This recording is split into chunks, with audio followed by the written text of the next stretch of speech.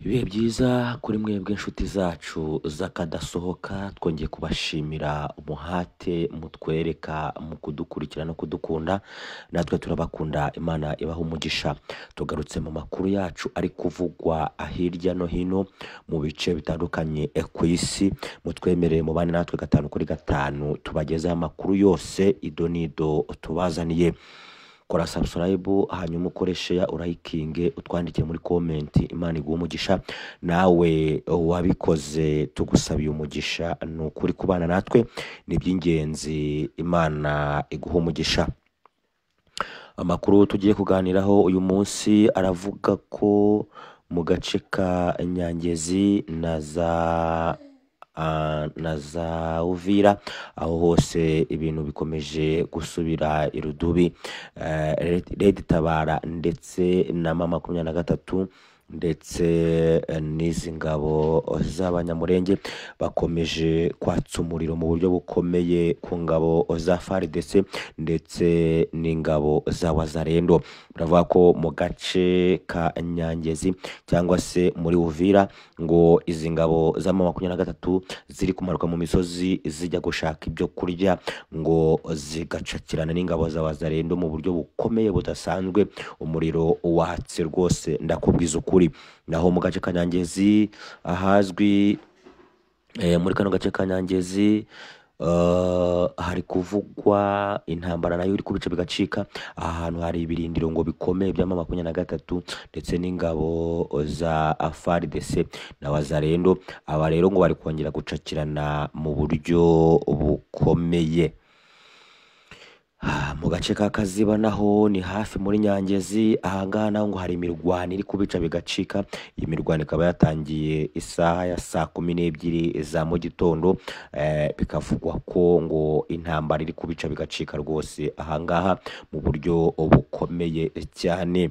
Nimujye kurenya kina amajwi zanyu, turaje tuzingura amakuru 5 kuri 5 ari kuvugwa muri Uvira, ahegereye igice cy'i Burundi. Biravuga ko ingabo z'abarundi zikomeje gutana mu mitwe n'ingabo za Red Tabara mu buryo bukomeye, ku buryo abarundi bafite ubwoba ko iyi ntambara ishobora kwambuka ikajya mu gihugu cyabo. Nayo mpamvu aka gace kari kuberamo isibaniro rwose, ndakubwiza ukuri. Ega amakuru yacu tuze tuyazingure akanuko kandi ntujye kurenya kina amajwi zawe.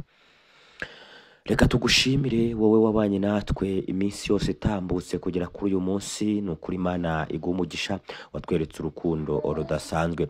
Kora subscribe, ukoreshe ya urayikinga ibiganiro byacu, utwandikire muri comment. Namwe mwabikoze turabafite ku mutima. Imana ijye ibibuka uko buje nuko bukeye kuneza natwe mutugirira. Tugarutse mu makuru yacu ari kuvugwa muri Sud Kivu.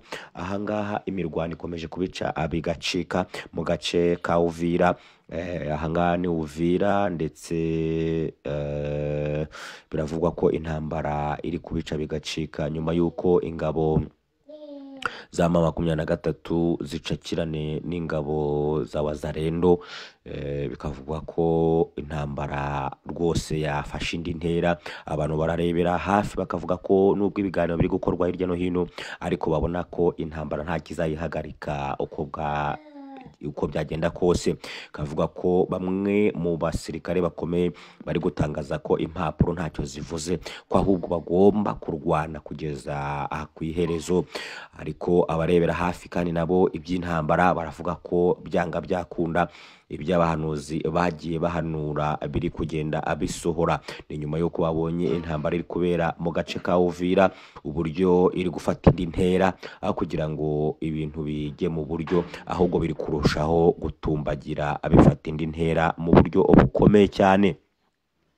Amakuru aturuka hano muri Uvira aravuga ko hari ingabo za mama 23 zaba zaguye mu gicu cya Wazalendo, hanyuma Wazalendo igahita itanzitse mu buryo bukomeye cyane.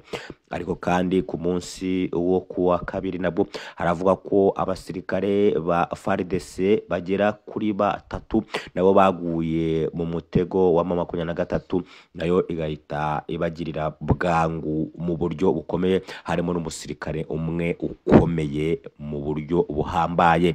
Intambara rero ikomeje gufata indi ntera mu buryo budasanzwe, abantu bibaza impamvu iri gutumbagira ku rwego rukomeye, abantu bakibaza ikiri kubitera, kandi ibiganiro bikomeje kurimbanya hirya no hino mu buryo bwo kugira ngo bareko bagarura amahoro ku butaka bwa Repubulika Iharanira Demokarasi ya Kongo. Umuvugizi wa M23 aherutse kumvikana mu mujyi wa Bukavu akoresha ibiganiro bigiye bitandukanye, avugana n'abaturage, avuga ko bakomeje kubacungira umutekano kandi ko ibintu biri kujya mu buryo ko rwose umutekano ari wose, bakwiye gukora imirimo yabo batuje, cyane ko n'ibikorwa remezo biri gukorwa neza cyane kugira ngo ubuhahirane n'uturere tutandukanye babone uko babigeraho. Ibi ni ibikorwa abaturage bo muri Kongo bashimiye cyane ingabo za M23 ku bwo gukora ibikorwa remezo mu buryo bugaragara. Ahangaha muri Uvira ndetse na za Kamanyura rwose intambara ikomeje kugenda ibica bigacika, abakomeje kurwana barahera mu gitondo, bagera mu masaha ya saa 8 bagatanga agahenge, ariko mu masaha nijoro rukongera arukambikana. Abantu benshi bakomeje kujya mu rujijo bibaza amaherezo y'iyi ntambara, ndetse abasivile b'abanyekongo bo bakakomeje kuhatakariza ubuzima ari benshi, abandi bagakurwa mu byabo n'intambara mu buryo bukomeye cyane. Agace ka Nyangezi ni agace gakomeje kuvugwamo imirwano ikomeye cyane, ikomeye, ahazwi nka Kaziba. Aha hose hakomeje gukorerwa intambara idasanzwe. M23 ndetse n'ingabo z'abarundi za Red Tabara, ndetse icyo kimwe n'ingabo z'abanyamurenge zifatanije n'ingabo za M23 bakomeje kugaba ibitero ku ngabo z'abazarendo ndetse n'ingabo za FARDC, cyo kimwe na FDLR n'indi mitwe yose ifasha izi ngabo za Repubulika Iharanira Demokarasi ya Kongo kugaba ibitero mu buryo bukomeye, bakarwana intundura. Intambara iraca ibintu, iri gutwika, iri kuvanaho mu buryo bukomeye cyane. Abantu bakomeje gukorwa mu byabo n'izi ntambara ziri ku butaka bwa Kongo, ariko kandi ni nako ari kugaragara intwaro zikomeye M23 iri gukoresha mu buryo kugira ngo yigarurire ibice byose yari yaratakaje, dore ko mu minsi ishize ahanyangezi barahafashe, ariko ingabo za FARDC zirongera zibakuramo, cyo kimwe na Uvira bari bahafite, ariko Wazarendo irabirukana mu buryo bukomeye. Ubu rero intambara iri gufata indi ntera, iri kubica bigacika kugira ngo bongere bagarure ibi bice bari barafashe. Ni mu gihe kandi Wazarendo nayo iri kwitegura kugarura imijyi itandukanye, hari mu mujyi wa Bukavu n'umujyi wa Goma mu buryo bukomeye. Ngabo za M23 zikomeje gucunga umutekano mu buryo bukomeye kuri iyi mijyi, kugira ngo isaha n'isaha Wazarendo itazashyira mu biganza byayo iyi mijyi yamaze kwigarurirwa n'ingabo za M23. Naho M23 iravuga Kisangani ko aho hose iri kugenda igota, itwika, ikuraho, ariko kandi mu gihe ingabo za FARDC zikomeje gushaka uburyo zakoresha intwaro zikomeye, harimo n'indege zirasakure arizo drone.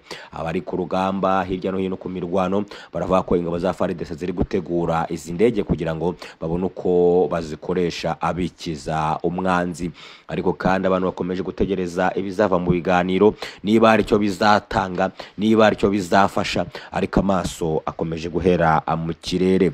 Abantu bakomeje kwibaza uko bizagenda, uko n'iyi ntambara izarangira byayoberanye. Amakuru yacu rero reka mutwemerere tuyakomereze mu gace ka Goma. Gace ka Goma nako karavuga ko ingabo za M23 zikomeje gucunga umutekano mu mujyi wa Goma ku buryo bukomeye cyane. Ni mu gihe kandi hari kuvuga ko hagaragaye intwaro zikomeye M23 yerekeje mu bice bya Nyiragongo n'ahandi. Ubwo ni mu bice bisatira umujyi wa Goma, aho iri kugenda iproteja umujyi wa Goma kugira ngo ibashe kucungira umutekano, hatazagira icyayinjirana mu buryo bukomeye cyane. Ariko nubwo bimeze bityo, intambara iratutumba mu mujyi wa Goma. Ni nyuma yuko haherutse guterwa ibisasu byinshi ariko kandi bigahitana abagera kuri batatu abandi bagakomereka. Hakibazwa kuko niba Wazalendo yabiherereye muri ibi bice cyangwa se itakibarizwa kuri ubu butaka buherereye mu gace ka Goma. Ariko M23 ikavuga ko itakizera ko umutekano ari wose, dore ko bagomba gucunga umutekano ku manywa na nijoro mu rwego rwo kugira ngo abaturage bari gukorera ubuhahirane mu mujyi wa Goma bakomeze kwishyira no kwizana mu buryo bukomeye. Ariko bamwe mu basirikare bakomeye muri M23 bakomeje ibiganiro muri Katari mu buryo bukomeye kugira ngo barebe ko amahoro yagaruka ku butaka bwa Repubulika Iharanira Demokarasi ya Kongo. Wazalendo yo ibiganiro ntibikozwa, dore ko ivuga ko itigeze imenyeshwa aya makuru yose, ngo yaba yaramenyeshejwe abasirikare ba FARDC ndetse n'ingabo za M23 akaba ari we wari mu biganiro. Ariko Wazalendo ikaba yarahejwe ntimenyeshwe ibiganiro, igatangaza ko izarwana kugera ku mwuka wa nyuma kuko itigeze imenyeshwa ibi biganiro. Iravuga ko igomba kwigarurira imijyi yose ingabo za M23 zaba zaramaze gushyira mu biganza byazo. Turabashimira, turaza gukomeza kubagezaho amakuru ari ku rugamba ruri kubera muri Kongo, ariko murabyumva ko ni intambara idasanzwe iri guca ibintu bigacika rwose, ntabwo igabanuka ahubwo irarushaho gufata indi ntera. Abasenga musengere abaturage ba Repubulika Iharanira Demokarasi ya Kongo, dore ko ibintu bikomeje gusubira irudubi. Umuvugizi wa M23 aherutse gutangaza avuga ko Perezida Felix Tshisekedi ari ameze nka Yona uvuga muri Bibiliya. Avuga ko mu gihe uyu nguyu atari yapfa nta mahoro ateze kuboneka ku butaka bwa Repubulika Iharanira Demokarasi ya Kongo. Turabashimiye, mukomeze mubane natwe 5 kuri 5. Imana ibarebe neza kandi mugire ibihe byiza. Nukuri nubwo harimo abababaye ntago ariko bizahora. Uyu munsi bimeze nabi ariko ejo bizagenda neza. Komera uhumure, Imana iri kumwe nawe. Shalom, shalom, shalom, shalom.